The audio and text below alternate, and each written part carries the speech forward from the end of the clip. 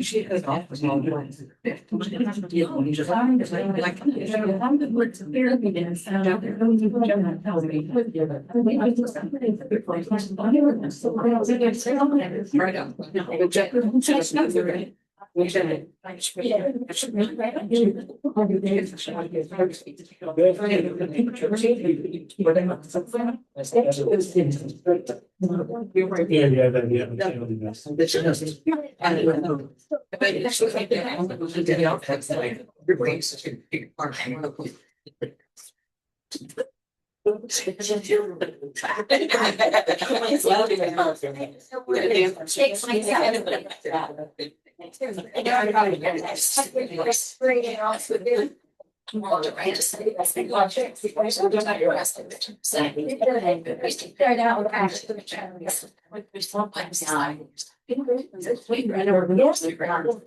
Well, so the thing on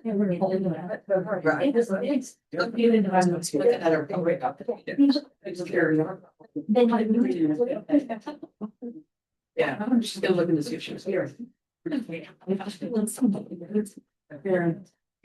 Yeah, I just I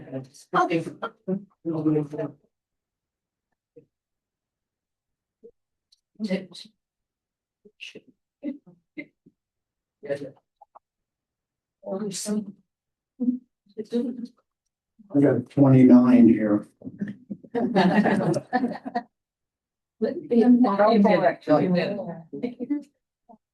Is this something? I didn't realize until Mr. Biden pointed out how well behaved everybody is. How they follow order. You can tell this is not the general public. Okay, it is 1:30 and the business part of the 2026 annual meeting is called to order. My name is Ron Dara. I'm going to be I'm not sure what I'm going to do, but anyway, first I'd like to do a little explanation of kind of sort of thing.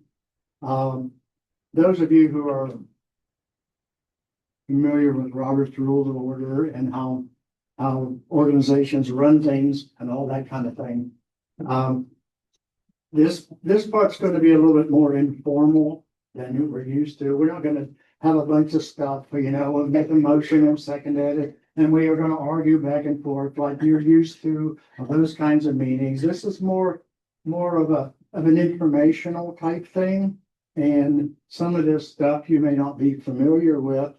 So I'm kind of going to ask the speakers or people that are going to present things if they would tell us a little bit about what is a county genealogist and what is this grant committee and that kind of thing, so that you can have an idea of what it means and why IGS is doing it and that kind of thing.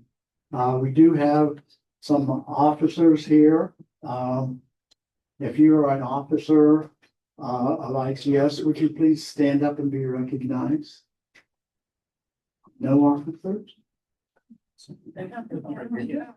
Huh? Yeah. Okay. Go ahead. Tell who you are and what you do and what kind of stuff. Hello, I am the recording secretary for IGS. And yeah, my name is Elizabeth Hodges. Sorry, I was not expecting. She's a kind of a techie rep, and she's running the Zoom program and all that kind of stuff. We do have some district directors here. If you're a district director, would you tell us who you are? Hi, I'm Donna Adams, and I am the Southwest District Director. What county? What county? I'm Renee Bissell Cole, and I am the Northeast District Director. there's a map. Just tell them there's a map there that. There's a map over here. There's that to show what's this. Lou Ann Clue, I'm from Tippecanoe County.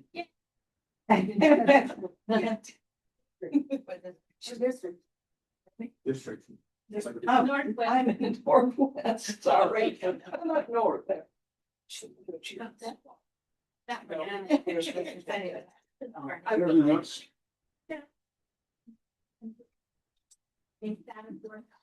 Okay, I'm Ron Deere, I'm the central district, you're in my district right here. Okay, so basically, those of us who are district directors, we have a certain group of counties, as you can tell over here, that if somebody has a query or something like that, they kind of funnel IGS, kind of funnels it, anybody that comes up, they funnel it to whoever supposed to know something about that certain district or certain areas, because they are pretty specialized. So that's one of the things, there are 9 districts, so do we have all 9 of them populated? I don't think so. There's a couple down in the south, right? Yeah. Okay. Normally, we take a look at the minutes. We have the minutes and all that stuff according to Robert's rules. We're going to do all of that. A lot of this stuff is going to be virtual, and at the next meeting when it was just us and we can yell at each other and things like that. So this, so we're going to move on from that. Approval of the financial report. Yeah. So we do not have a financial report to share with you today. However, in the very next IGS newsletter, as is our quasi tradition, the annual treasurer's report will be published. I can tell you, and this is unofficial, it's not audited, it's not official in any way, and I don't serve on the finance committee. I can tell you that the society is in good shape. I can also tell you that the society is not in great shape. What does that mean? The society is in good shape. Thank you for your membership in the society. That's critical. And as we will see as we go on through this agenda this afternoon, your membership is really critical. Your ideas and your thoughts about genealogy, about records preservation, and about how to do good research are critical. And especially your willingness to volunteer, as you will hear throughout the afternoon, throughout this hour, I should say. There are many positions that could use your skill set, your talents, your time, and your treasure. So please do consider that. The Indiana Genealogical Society has a very solid treasury right now. What do we know about the times we live in? A couple of years of hard times, and that really solid treasury would be on somewhat shaky ground. We want to continue to do the great things. I apologize if that sounds not very modest, sounds immodest. We want to continue to do the great things that the society was founded on decades ago. What are those great things? We want county genealogists in every county, just to help people know what places to go, what are interesting, unique, unusual things about the county. And Marlene will talk a little bit about that in a moment or two. We need people to serve on the board. There's no better sign of an organization, health or non-health, as their ability to recruit board members and committee chairs. Do you want this society to be a strong society? So more than a financial report, but the financial report will be coming. The society is in good shape. The society always could do better because we want a huge treasury? No. We want to give out grants every year, and we give out $500 to $1,000 grants, multiple ones every year, because we want to see more good work being done. We want to weigh in on helping preserve and make accessible records. So that's the financial report in the next IGS newsletter. And I guess I'm up next, Ron, if I could just keep right on going.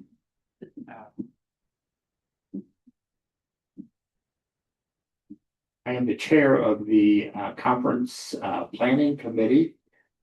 I want to report that yesterday we had 105 people in person for the conference and 31 people online. I firmly believe, I'm not asking for unanimous consent or either any consent at all. I know some people may not agree with me. I firmly believe that in the 21st century, right now, in the year of our Lord 2026, you really can't have a meeting without a virtual component. It's where we live and it's what people expect. So 105 in person, 31 online. Thank you for all in person and those online. Today we have 96 people, including a walk-in or two this morning. And again, the 31 online. I think that's really good for this time in society's lives. People are not attending meetings as much as they did in the past. I can't emphasize enough. I know I sound like a broken record. Please fill out your evaluation form. And again, as I mentioned earlier, be as snarky as you want to, fine. But whatever nuggets you have of how you think we could improve, what you'd like to hear, and maybe even include on other comments where you would like to see the society hold its annual meetings, that would be helpful. And even if you could tell us, like, we'd like you to hold it in, let's say, French Lick, Indiana. And here's 3 people that you can contact that would be willing to help you with that particular conference.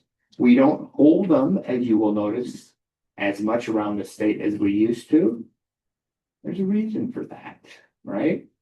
The reason being, there's no one in many areas that are willing to step forward and at least provide us with some contacts and some context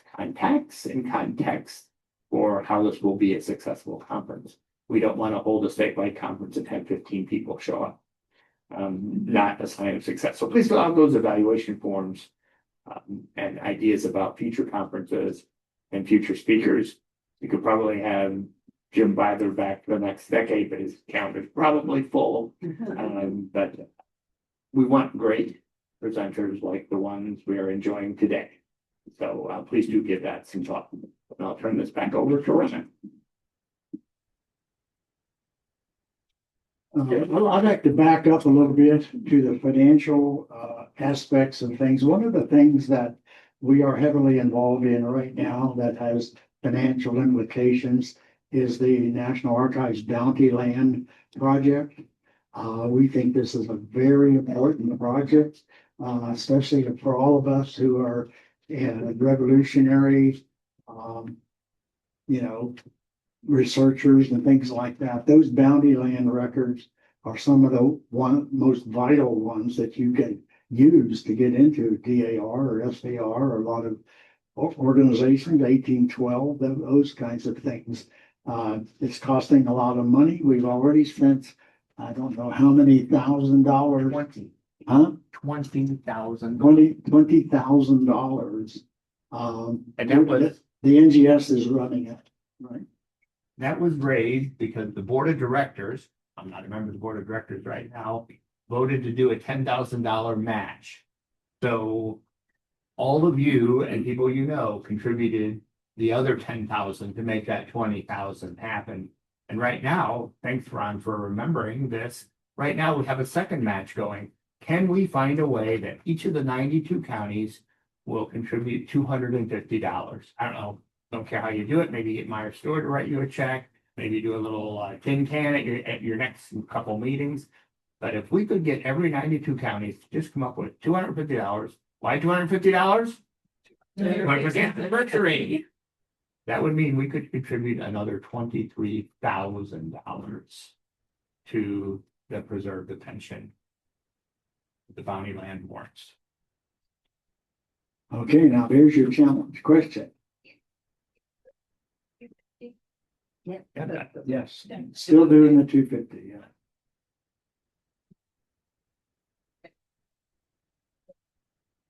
It's on our website. We'll do a 500 per county if you're interested. 852, whatever you come up with, we can sort of match it. And what is the end date? When the money's raised. So We're flexible. truly, because of really great people like you, nationally, it's about a $2.3 million project. And because of good people like you, just under half, like 48.79 or something like that, almost 50% of the funds are already raised, which is remarkable. Everyday people like you and me contributing a few dollars. A lot of people contributing makes for a successful project. Think how convenient it's gonna be when all of these are digitized and online, and you don't have to leave your house to do the research. Yes, Is there a way to see how much has already been raised per county? per county, I don't think so. Not if it's it's flexible, you know, money's coming in every mail or, you know, PayPal or some kind of digital thing. You can see on the NGS website how much total money has been raised, but not counting for Indiana. And then is there a place to mail the check? I know there's online, but if they're mailing the check, where is it? Yeah, it's on the website, right? Okay, so the question in the room is if you want to mail the check rather than doing the online contribution, I would encourage you just to mail it to the IGS PO box because we IGS are collecting all the 250s and then writing 1 or 2 checks to the National Genealogical Society specifically for this project. And be assured, every penny will go for this project. Not for NGS publications, not for NGS conferences, not for NGS anything except the Veterans Bounty Land Records. And it's just made out to IGS. Check make out to IGS. Make the check out to IGS, put in the memo field or include a note, Veteran Bounty Land Project. If you remember back, we did pretty much the same kind of thing for the 1812 pension fund. They are very useful, you know, so that thing. Okay, now moving on to county genealogists. We have a very knowledgeable person who does that. So tell us all about it. Being an ICG and what it takes. I'm gonna do kind of what they did earlier. How many ICGs do we have in the room? Can you stand up a little bit and let everybody see who you may be? And that includes me. So, but an ICG, like they said, we were trying to put 92, one in every county. An ICG is there for if somebody's out of town, doesn't know, or anybody in town doesn't know where something is, or they want to bounce back with you on maybe what they have and do we have any ideas that could help them? Now, we're not required to do research. We just help the person find their goodies, where they can go. They may not know where a certain court record is stored because court records get moved around every once in a while. So you could help that person. We have about 46, I think it is right at the moment. So if you're inclined to think about being an ICG for your county, you can go to the website, look under your county, and if there isn't an ICG, sign up. It's pretty simple to do. We do require 4 reports a year. You make that out to your district director. And if there isn't anything to report that's went on in your county, genealogical or historically, that month, you would go ahead and just make sure your district knows you have nothing to report. Your district does send a little reminder to you, hey, it's time for reports. I need to let the board know, you know, like last month, and many of you heard yesterday about what happened with Lake County records. I had already put that in my report for the board last month, so they already knew about it.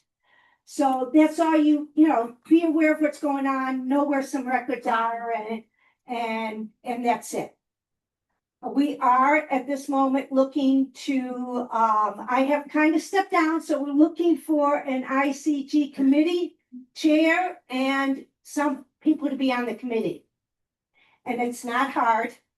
The committee chair just accepts the applications, reviews them to make sure that everything is in order, sends it on to the committee votes on it, comes back and it goes to the board. It's all done by email, and it's usually 3 or 4 weeks from when the time you put in your application to the time that the chairperson is congratulating you, you've got the job. It's not a paid job, but it is a fun job. Because sometimes, I've gone down into the basements of places and found some really cool records. And then I was able to help someone and say, oh, I know exactly where you can go. And what a good feeling that is to help somebody that they have been researching for somebody for so long and didn't know where to find it. So I'd like to see if you would like to consider that. And there's, like I said, a little over 40 counties that may not have an ICG. Yes, sir. I think you answered my first question. What county are you from? Lake? I am from Lake. Yeah, you hear the accent, right? I lived in Maryville for 9 years. I'm in Crumpler. Thank you. Marlene Polster. So. The other question is. Oh, sure. You have to live in the county that you might. Good question. No, you don't have to live in the county. If your county is next door and you know the records, you know the people, that's great. We'll consider you. We've got several that do not even live in their county. They're next door, maybe 2 counties over. But it helps. Yeah. Anything else? Okay, thank you. Thank you, Kurt. Thank you very much, Marlene. I took an opportunity to embarrass someone yesterday, so I'll take an opportunity to embarrass someone today.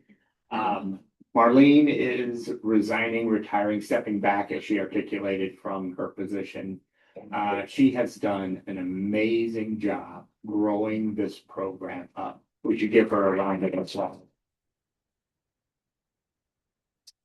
Really dedicated, really sincere, and really works with the Indiana County genealogist. So It's a great program, Kurt. it really is. Yeah. And you've grown it up. And now it's time for someone else to take the reins. Please think about that seriously. If you're a people person, and if you like helping people find their family stories, that's what genealogists do, right? We find our family stories, we find our histories. Consider it. You can contact Allison Singleton, the current Indiana Genealogical Society president. You can contact me because I'm the chair of the committee that the ICG's report up through. It's a great opportunity to do great things. The Indiana Historical Society has a county historians program to help people do more history rather than genealogy. They have all 92 counties covered. We have about half of ours covered. We can probably do better, right? A couple more just little minor points, and Marlene can correct me where I go wrong.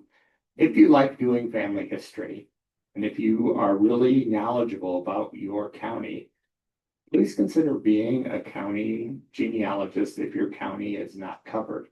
On the IGS website, go under the main page, go under counties, pick the county that you're interested in. The ICG will be listed there or not if the county doesn't have an ICG.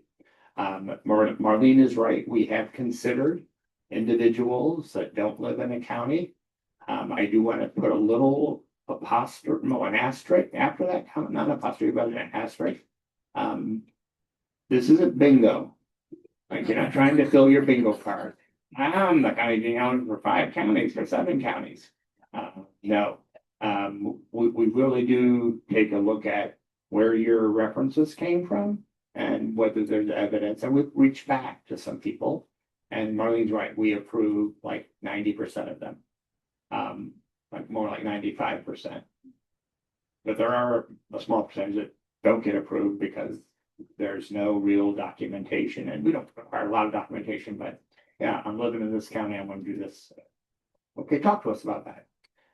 But it's a great way. So many of you know like what's in the public library's vertical file. You know what's in the county historical society. You know that this particular organization keeps their records here and that particular organization keeps their records there. That's what a county genealogist does. Marlene said it beautifully. You do not have to. In fact, I would say, don't be real in a hurry to do people's genealogy for them because you're giving them a fish, right? We want to teach them to fish. So don't do it for them, but tell them who are the great genealogists, the repositories, the resources, etc. And they will be more grateful for you. So please do consider that. I think that finishes up the county genealogist report. I will hand this off to Kay because she is going to give the membership report. Hello. Hi, my name is Kay Ford. Maybe some of you have seen my name attached to membership and publications. And I just want to say it's nice to put names to faces at these events. So I'm happy that you're all here and I'm pleased to give these reports. So the first one is on our membership. The data that I had as of April 15th, we have a total IGS membership of 422 people. 32 of those are life or 20-year members. 176 are from out of state and 214 are from Indiana. So with the conference numbers, that's about half of our Indiana membership is here today. So that's exciting. Our district membership numbers in the northern tier, 68, in the central tier, 96, and in the southern tier, 50. And if you have any questions or suggestions, you can reach out to me at membership@indgenes.org. Or you can comment on the website and it will make its way to me.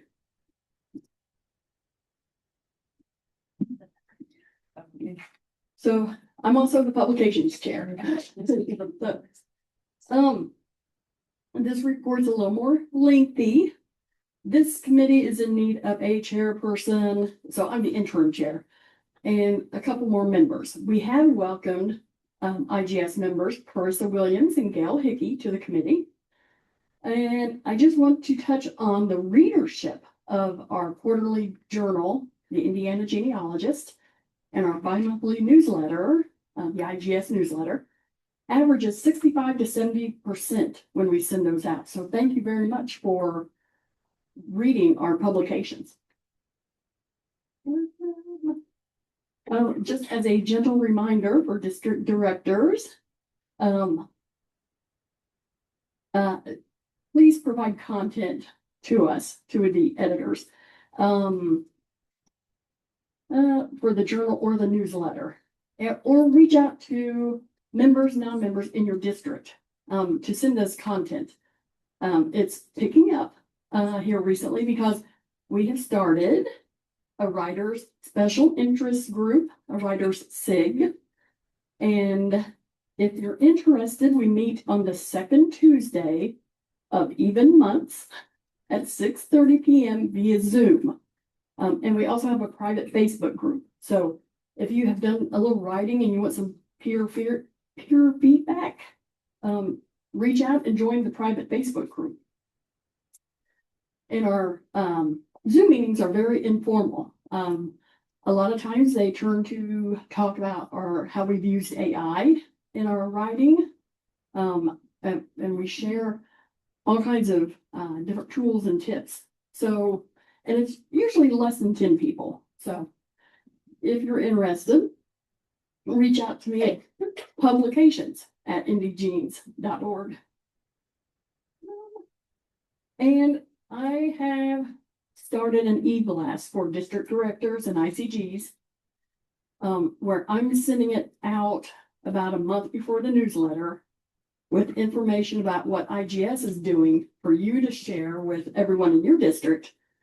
Also, as a reminder to send me things to put in the newsletter. So our next newsletter is June 1st, and it will be coverage of this meeting.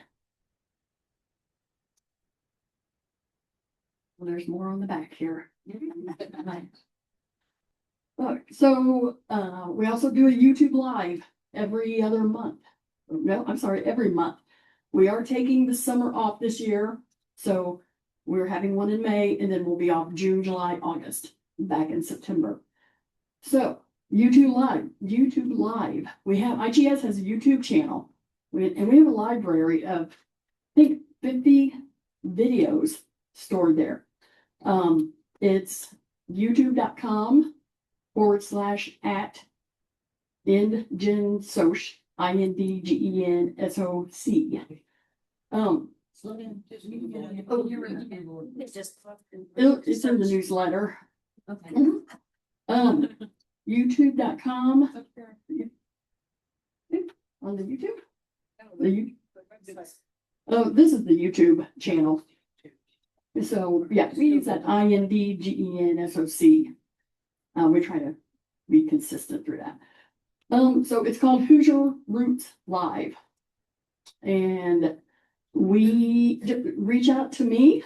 If you have a topic idea or a speaker, or if you yourself want to come on and talk about your county, I'd love to have the ICGs, the district directors, come out and talk about what all's going on in their county.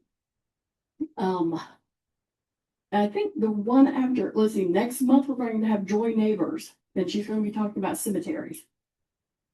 So super excited about that. So, on to the awards, the writing awards.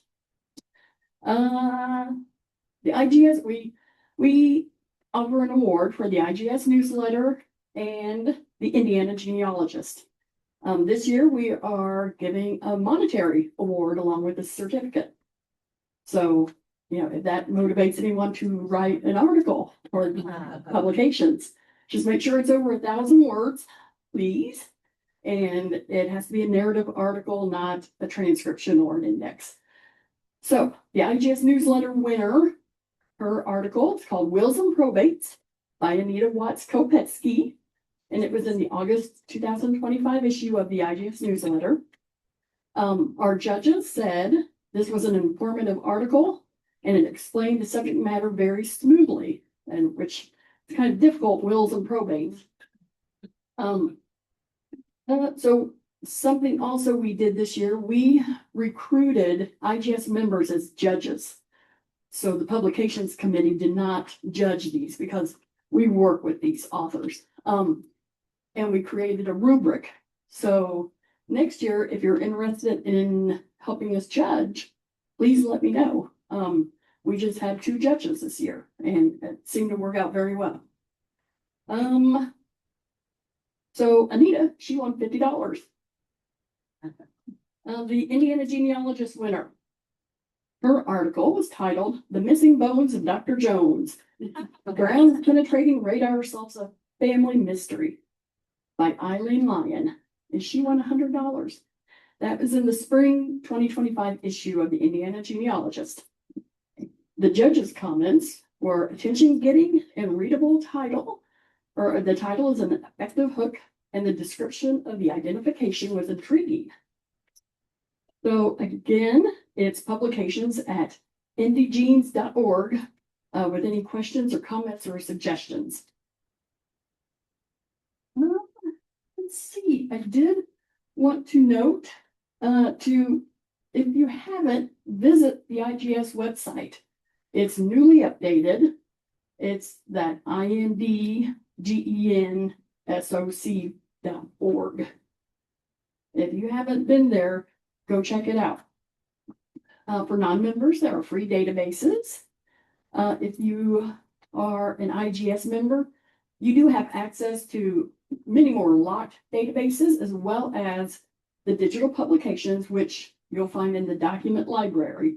So you have to create an account, log into your account to get to the document library. And of course, if you have any questions, please reach out to us. So report of officer elections. So I am the class of 2026 of the Nominations and Elections Committee. And first, this committee would like to thank Sue Caldwell for serving as IGS Vice President for the past 4 years. Her hard work and diligent support has been much appreciated by all of us. Second, this committee has only one member, that'd be me. I'd be honored to serve as class of 2027. So who would like to join me as class of 2028 and 29? I'll help, I promise. It's a very nice committee. Just reach out to me at nominations-elections@indyjeans.org or any other of the email addresses. Okay, the results from the 2026 election are as follows. We did use Election Buddy for the 3rd year. We had 108 votes from 398 voters, which equals 30%. Last year we had 26%, and the year before 23%. So that's awesome. It's increasing. The results. Allison Singleton was on the ballot for president as the end of her first term, and she was reelected. The corresponding secretary position is vacant. No, vacant. The Northwest District Director, L.A. Clue, was reelected. Go ahead and stand up. Please. Thank you. The North Central District Director, Sharon Whetstone, was reelected. The Northeast District Director, Renee Bissell-Cole, was reelected. Thank you. And we do have a new Vice President, Kate Penny Howard. So welcome. I believe she's online. Possibly she was doing virtual. So Kate Penny Howard. And I believe that is all I have. Shake a breath. I think so. Thank you. No. He's not scared. I wrote it. Yeah. Donna, Yes. let's move on to the staff education scholarship. Yes. What is that? Hi, I'm Donna Adams, and I'm chair of the IGS staff, library staff educational scholarship. And the person that won at this time, her name's Kirsten Walmsley, and she is from the Thorntown Public Library. She couldn't be here today, but she has been awarded the scholarship. Now, if any of you librarians out there that work in the genealogy department, then you can actually apply for the scholarship. And it's due on December 31st. The application is on the website. Just go to the website, look under scholarships, you will find it. And it's a $500 scholarship that helps you maybe take a class, or you can come to one of the genealogical society, NGS, something like that. So anyway, it's a worthwhile scholarship.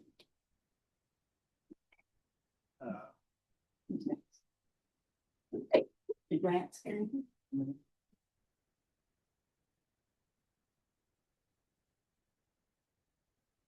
We don't get a lot of money, but we give a lot of it away. Yeah. We started the IGS Grants Committee a good number of years ago because there's a lot of good things happening by organizations, groups of all kinds, history groups, genealogy groups, various people that are genealogical related and historical related and something like that. But sometimes there's a lot of things they want to do, but they can't raise enough money. So they apply to us for like $1,000 grant or something like that. And they explain what they want to do. They want to restore a cemetery, for instance.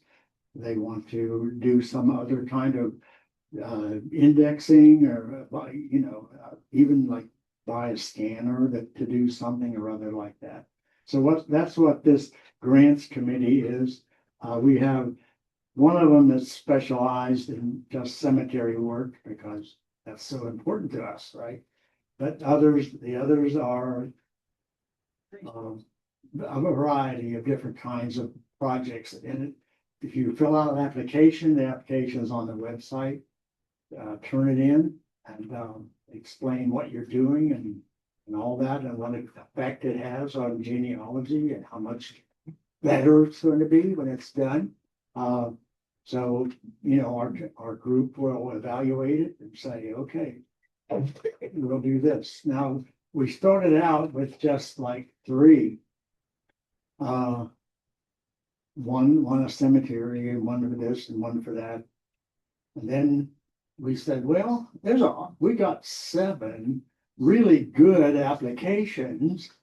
And then some freelance person without good sense said, why don't we fund all 7 of them?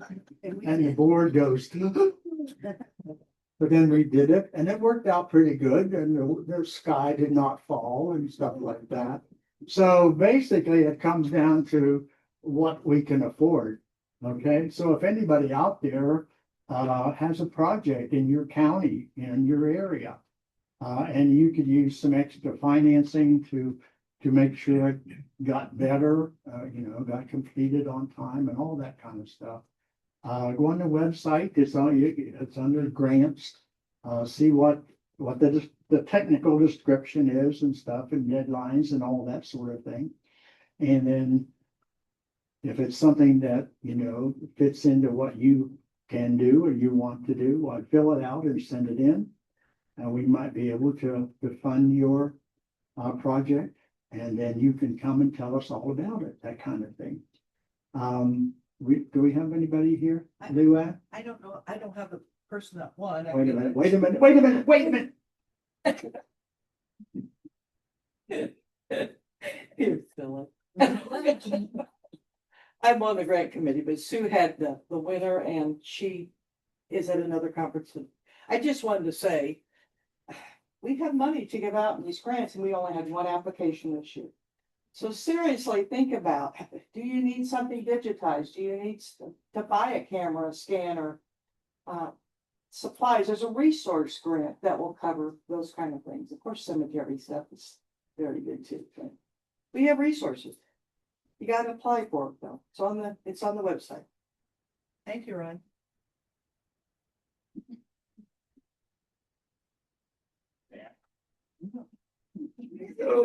Oh, don't go anywhere. So these two guys here do like to cause a little mischief. But good mischief. So yeah, we have, as LA said, we're serious about giving money away. I just wanted to say that we are responsible as a board, and Ron's a really solid guy. When he and I and others made proposals, it was because they were good projects. I just want to offer one little thing for those of you who are thinking about grants. And some of you have done grants in your work life. You probably know way more than any of us in the room. But one way of getting the attention of anyone you're applying to is that beautiful, lovely word, match. Our County Historical Society has agreed to match up to, even if it's $50. We'd like IGS to like match that 50 and give us up to 250 more. Those are really a little brighter in the evaluation process than just a grant, but all of them are worthwhile and all of them are valuable. Just a little tip, if you think I can't do this, I'm not worthy enough, every project that preserves information and presents it for other people benefit from, those are worthwhile projects. And this guy knows all about lots of worthwhile projects. He's covered, Mary. Yeah. Along the same line, okay, I'm a member of the Clarence Cook chapter of the SAR here in Indianapolis. They have in their bank account $35,000. They have no building, they have no employees, they have hardly anything to spend money on. And every year we all pay our dues, and it goes up. They don't hardly any outgo. I keep telling them, we are not in the banking business. We are in the genealogy and the history and research business, okay? There are hundreds of causes or hundreds of great things to spend that money on. But for some reason, whenever they see me coming, they say, oh, here we go. I say, why don't we send $10,000 to something or other, like the land records thing, okay? Why should we do that? Because it's gonna help researchers get into the SAR, dummy. And then it's better. They can't see any further than that. Okay, so if you have one of those organizations around there, why don't you find a great cause in your neighborhood and bring it up at your next DAR or SAR or Colonial Games or, Pioneers? That's another one. Our Pioneers, I'm a member of that, and they've got something like $153,000 sitting in their bank account. And every year it goes up another $5,000, and it's been going up like for the last 20 years. Okay, the only thing they do is they buy a banquet slot at the country club, and we all go there and have dinner. Okay, but what about Pioneer? What are the things that need to be funded? So keep that in mind when you go back to your home area. Try to make people spend money on genealogy and history and cemeteries and stuff like that. Do you have any cemeteries in your county that's all beat up and cruddy and dirty and the headstones are falling over and stuff like that? Make them do that. Make them fix that. Okay. So don't be a banker. Be a genealogist and historian. Okay. We do not have a report on the lineage society. Uh-oh, Finish your thought. I do. Okay. We actually have somebody on Zoom who had a question for clarification about the county historians and the county genealogists. Sorry to rewind this meeting a few minutes. So James said that he's a new member and he sees on the IGS website that no county genealogist is currently named for Posey County. The IHS, they named a county historian a year ago for Posey County. Is there collaboration and cooperation between the two roles in other counties, particularly in the eyes of family history? That's my district. Questions that the answer is there can be and arguably should be. I do believe that the county genealogist program is, if I could say so, hyper focused on helping individuals find their family history. I mean, hyper focused on that. That's not to say that a county historian can be of huge benefit.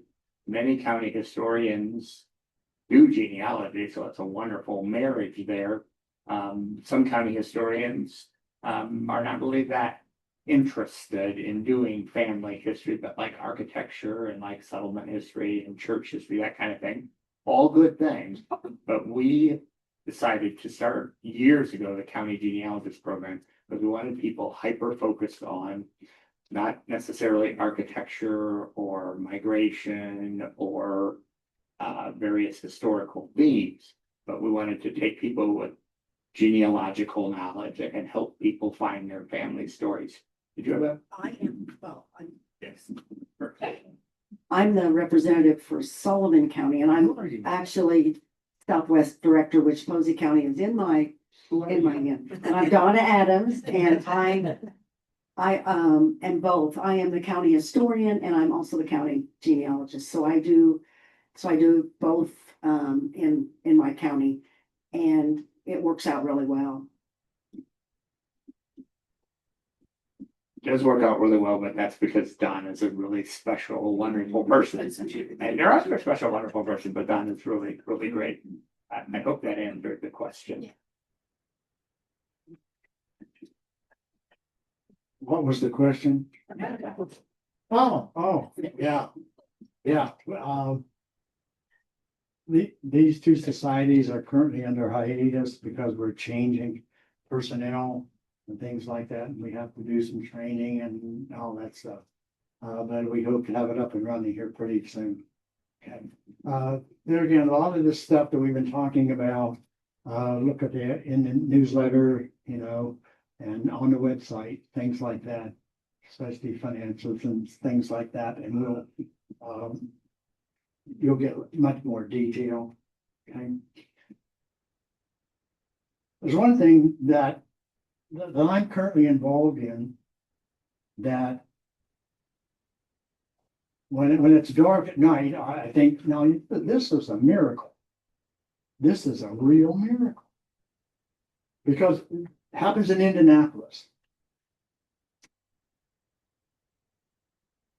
You know, the city government is, you know, they're willing to give away the farm to get new business to locate in town, right? So they found this company called Elanco. You're familiar with Elanco? They do it's animal health something or other. I'm not quite sure. So they have this area where the Chevy plant used to be downtown, and they negotiated with the Landco to come down there and build a great big factory or office building and all that kind of stuff with a lot of paid employees, you know how cities are and stuff like that. So Elanco says, you know, it's right along White River. So Elanco says, well, okay, we'll come down there. And so they gave us a few terms. And it says, one thing we want is our own bridge, basically our own bridge across White River to hook onto Kentucky Avenue, which is about a block and a half from Lucas Oil Stadium. Doesn't that seem like a good negotiating thing? So the city says, oh, sure, okay, yeah, we'll do that. We'll build you a bridge. We'll make a street and we'll hook it onto Kentucky Avenue. And all you have to do is come down there and build your thing and pay all these people and stuff like that. And here's where the miracle comes in. As the city was getting ready to do this, somehow somebody said we need to have more input from the people on this. So they waffled a little bit, and then finally they came up with a group called the Community Advisory Group, CAG, the CAG group. And the reason that they did that is because this bridge, Henry Street Bridge across White River, terminates in what used to be Green Lawn Cemetery, Green Lawn City Cemetery. 24 acres that used to be a cemetery. Okay, now it's pretty much just a derelict place. And then the street goes right through Green Lawn Cemetery and hooks on to Kentucky Avenue. Now, in years gone by, if anybody said to the city government, hey, there's a cemetery there, you need to do something about that, the city would pretty much say, go to hell away, we know what we're doing, forget about it. Now, the miracle occurred when this committee actually was assembled. I was a member of it. I was in the Genealogical Society. We had the biggest and best collection of former burials in Green Lawn Cemetery. But they had people from the DAR and the SAR, and then historical societies, Irvington Historical Society, you know, great people like that, in addition to city people, you know, employees and all that kind of stuff. So as they were going along there, whenever they were wanting to make a decision about doing this and that and whatever, they would come to the CAG committee and all of us historians and, you know, people like us said, wait a minute, you're not doing this. You're not gonna do what you want to do. Why not? Well, supposedly back in 1924, this old cemetery, but started in 1822, terminal date, was supposedly completely taken out. Okay, the city paid a contractor to remove all the burials, which we think the documentation is kind of shaky, but there's somewhere in the neighborhood of 25,000 burials. Now, okay, now in 1924, this contractor signed it, yep, they're all gone.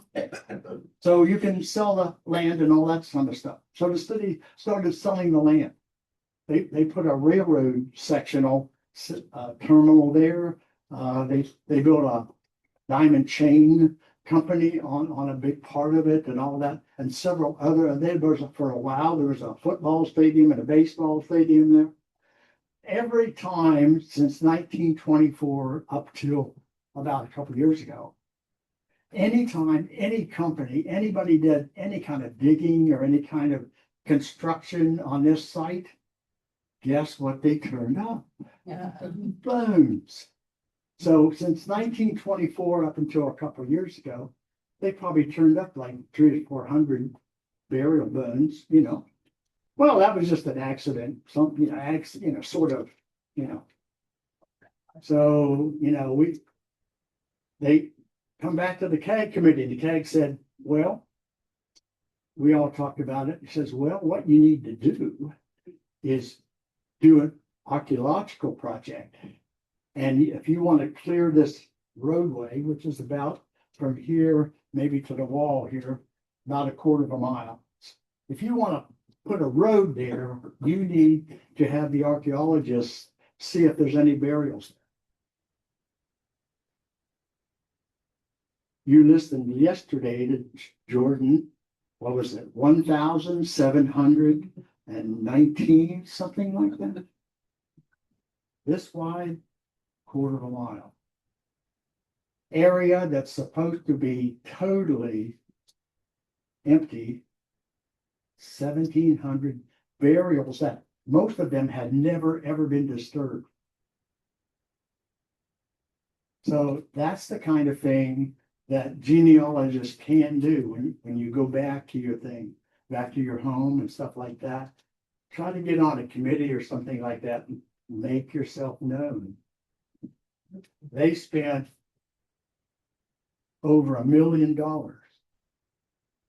on this archaeological project.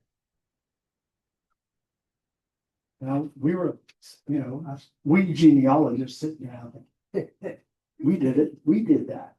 Can you imagine genealogists coming up with $1 million to dig up all these graves and, you know, make them just like any other scientific project? Now, the weird part is this project here. It's currently, all the bones are in the lab. They took us down there 30, they do about 30 at a time. You know, they clean them up and put them out. That's kind of weird. I had never seen anything like that before. This project, less than 2% of Greenlawn Cemetery. Now we got them. We got them because we have city directives and regulations and all that stuff. Nobody can put anything on any of that, rest of that, unless they do the genealogy first. So that's one of the neat things that we're following in Marion County, the state capital. Okay, hopefully, and the burial thing was like from 1822 to about 1890, just when a lot of veterans, a lot of families were coming from the east. A lot of the time, Indianapolis was the terminus of the national road. Okay, if you take the national road right down into downtown, you can see Green Lawn Cemetery area from the road there. So how many people are buried there? How many veterans? You know, how many people from Pennsylvania we're gonna be talking about? So you're in a position today to do things about genealogy and make an effect on history. There's still a lot of history being done on the Revolutionary War, War of 1812. Wars have a lot of footprints and stuff like that. So pay attention to all of this stuff. Yes, So what about the company that moved all the graves? What's happened to them? They still got paid? yeah, they got paid. That's where Nobody's going after them? that's where the $1 million comes from. Yeah, they're currently in the IUI lab, Okay. the remains, and they're examining everyone, trying to identify some who they are, what they're wearing. They uncovered a lot of stones, but not nearly as many as they should have. You know, stuff like that. So they're doing a really intensive finding process. So we're looking forward to some of the results of that. Oh, yeah. Okay, question? What year was it that company initially said that they moved them? It was 1920. Oh. Yeah, the original contractor who removed all the graves previously, evidently somebody put them back. But anyway, as 1924. They, They're probably long out of years. oh yeah, they're long gone, the original ones. Remember, they hired a low bidder. And the low bidder hired whoever he could probably get to dig dead bodies out of the ground, right? So you can imagine the quality control on that. So, and we still have another 22 acres in downtown Indianapolis. Sure. To do that. Any other questions before we wrap up the business meeting? Luann?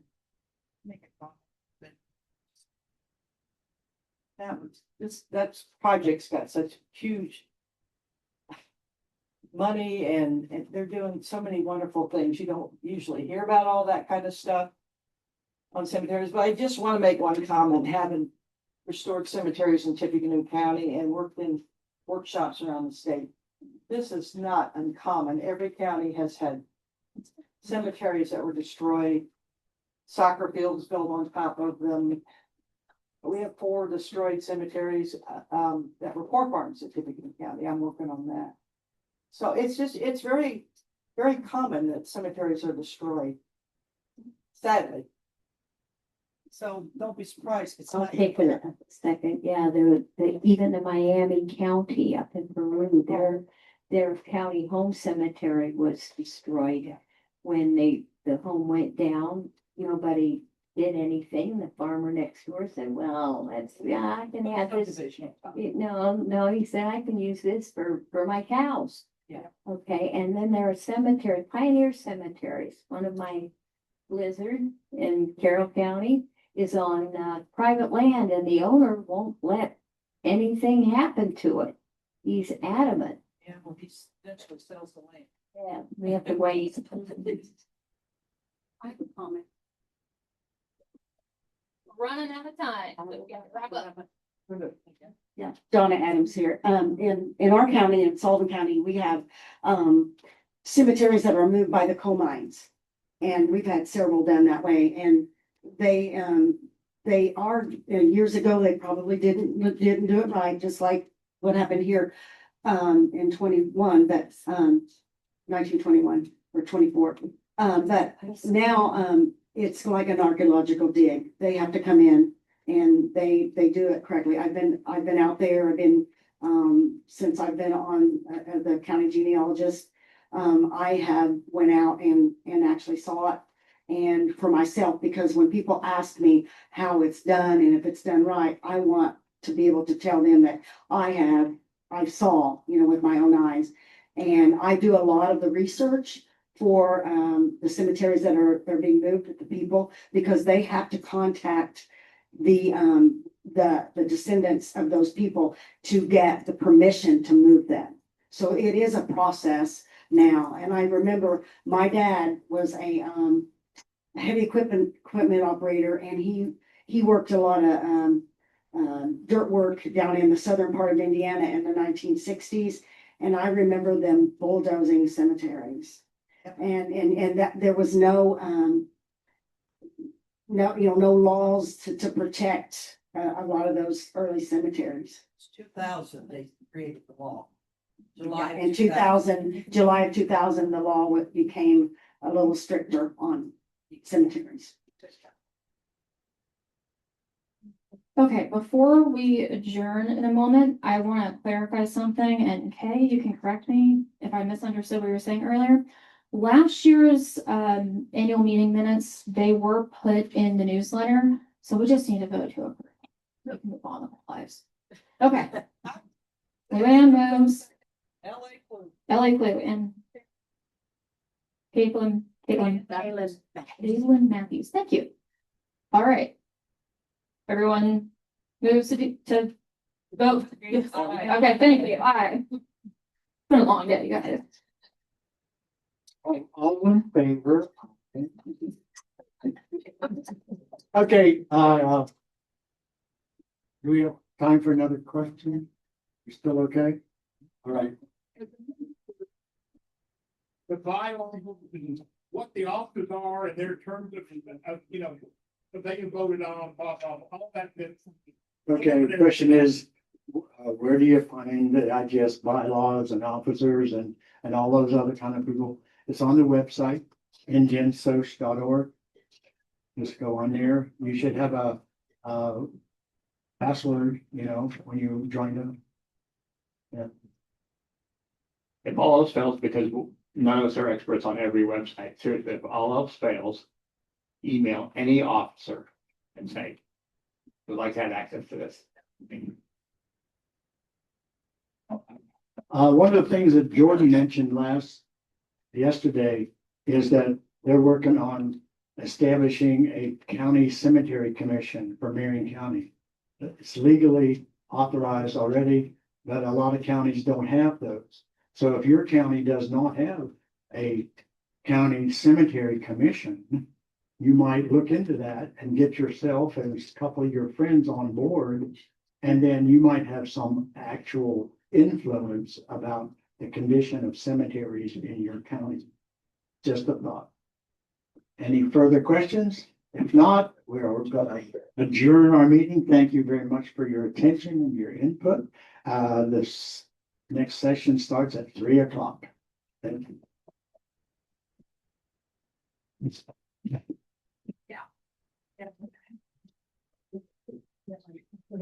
Did you put your